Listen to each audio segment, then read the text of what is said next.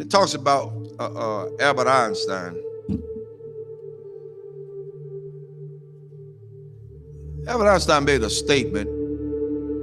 He says that I'm not interested in the phenomenon or that phenomenon. Einstein had said earlier in his life, I want to know the thoughts of God. The rest are mere details. But as he lay there dying in the Princeton hospital, he must have understood that these were secrets that God was clearly keen to hang on to. You know what the secret is? Love. Love. Love.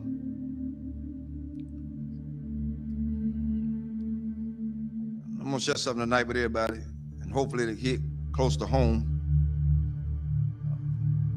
To understand the mind of God is to understand the power of love. God is love. 1 John 4:8 says that God is love. Without love, there would be no forgiveness. Without love, there would be no structure. Without love, there would be no mercy. Without love, there would be no kindness. Without love, everything else would go completely out the window. I learned this week. Took some people to let me know that I was still hurting. And I'm gonna let everybody know tonight. This is my reality. Not to slight anybody. A lot of things that I know I hadn't always done right, hadn't been right. But I had an incident this week to wake me up real good. At certain points, we can give our children what we didn't have so much until we forget about teaching them structure. This week, I learned at some point you won't be respected. And that's for everybody. You're not going to be respected because they feel the way they feel. They're emotionalized. They're emotional creatures. Therefore, they don't know. But I did the one thing I thought that I would never do. Turn and walk. That's where I was. But I found out that I had a whole halo of hurt that I'd never been released from.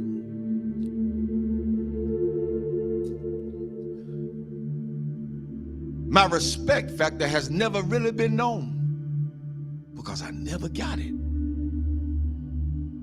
Never got it. People say they respect you. Say they love you. Where is it?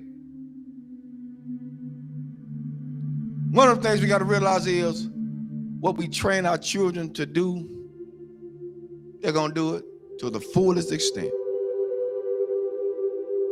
If you let them be into your business as adults, then they're going to have all rights and privileges to say what they want to say, not knowing the outcome of what could be. But I learned something. Even though I went through all that hurt and I'm still hurting, that's all right. I don't mind it. I'm going to go through this thing. I'm going to go through it. Because at this point, I don't owe nobody nothing. I owe God himself. For me, I did what I needed to do and walked away. I did what I had to do and walk away. And it ain't easy. It ain't easy trying to do right and you still get damaged. It ain't easy. God help me tonight. It is not easy. It is not easy to be in a place and feel like you're trapped. Because even when you do good, evil is always present. So you have to face the fact. That's why I said a lot of times, I've told people, and I still tell people today, don't hold me up as no God. Because I'm going to fall. And I'm going to make you fall. Don't hold me as no God. I'm going to make some decisions that folk just is not going to like. I'm going to turn over some chairs and some tables that people are not going to even be able to imagine that, whoa, the Reverend did that. Oh, yes, because I'm human. I'm human. I'm human. One thing I learned from all this is that you don't have to stay where you're not welcome. Thirdly, I ain't studying nothing nobody say. I came in this world alone. I'm gonna die alone. So you got to stand for yourself. I'm teaching my children that now, and I'm teaching them that from a distance right now. Because what could have happened didn't. And I love all of them. I love everybody. I love everybody. But there comes a point in your life you got to let go. You got to let go. How long do you have to put up with a lot of stuff? You did your part. You did what you can do. Now it's time to let them go.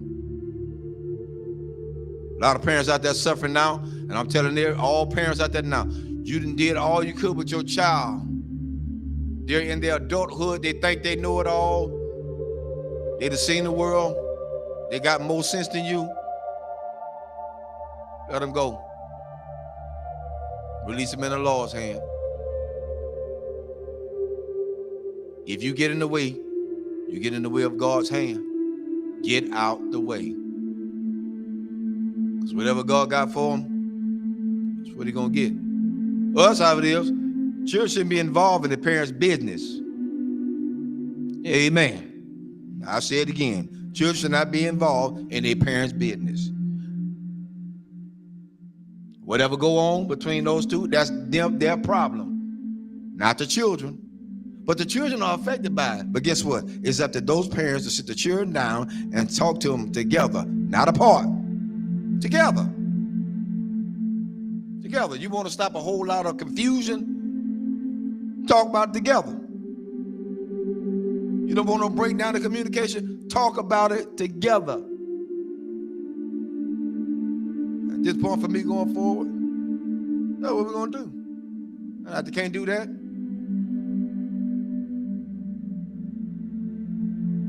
I ain't playing with them. There's a lot you can do. And God help me. I'm strong as an ox. But the Lord is a protector and a shield from everything. And Lord help me, I got the scars to prove it. Cried many a days. But I ain't got to cry no more. My mind's made up.